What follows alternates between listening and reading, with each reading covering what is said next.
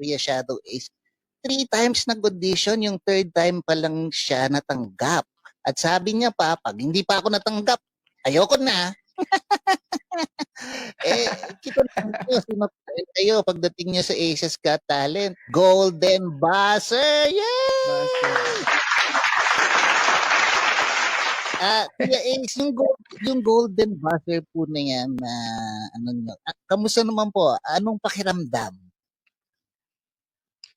Siyempre, Nicolo, kasama ko yung parents ko doon. Tapos, isa yun sa pinaka-greatest moment of my life. Kasi, coveted golden buzzer yun. Maraming naghahangad. Tapos, nabigyan ako sa harapan ng parents ko. Kaya sabi ko, wow, sobrang nakaka-proud. As in, 3 oras yata ako hindi umiimik kasi akala ko parang nananaginip lang ako. Kasi, napapanood ko lang to sa YouTube. Sabi ko, napapanood ko lang to sa internet, sa TV. And then ngayon, na-experience ko na. Kaya sobrang mesmerizing yung pakiramdam. Parang yung hulog ng confetti sa'yo, yung umuulan. Parang nagsuslow mo yung mundo mo. Ganun. Alam niyo, na-touch naman ako, Kuya Ace, naisip ko rin kung ano yung nararamdaman niyo in front of your parents. Tapos naibigay sa inyo yung karangalan na Golden Buzzer. Talagang nakaka-proud po, no? Parang tuwang-tuwa ka na naipakita mo sa mga magulang mo na ito po, kaya kong gawin. At alam niyo po, naisip ko rin yung mga magulang niyo rin. So proud of you, I'm sure. Kasi po, hindi biro po yung inyong nagawa. Kaya, Yes, Nicolo. po. And also Very nga, proud. syempre, nire-represent mo yung bansa mo. Parang dala mo yung pangalan, hindi lang pangalan mo, hindi lang pangalan ng bayan mo, kundi pangalan ng bansa. Kaya super wow.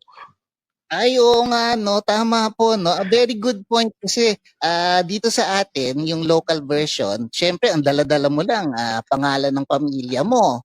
O kaya naman, pangalan ng lugar mo. Kunwari, kami, taga-Antipolo, parang ganon. Pero kayo, besides the fact na dala niyo yung pangalan ng pamilya mo, pangalan ng lugar nyo, yung Calatagan, Batangas, dala-dala niyo yung buong bansa. Tama nga naman po, no?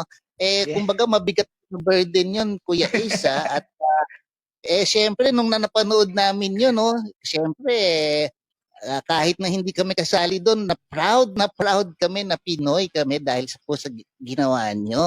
Yay! Thank you. Yeah, welcome Kuya Ace. After Asia's Got Talent, syempre ibang level na. Syempre, agad-agad 'yan, marami na nakakakilala sa inyo. Tapos alam naman nila yung kakayanan nyo. Ano na pong nagawa nyo or napuntahan nyo, napag-performan nyo after Asia's Got Talent? Syempre, Nicolo, dahil nag-trending din sa social media yung performance ko, maraming nakakilala sa akin mga direct.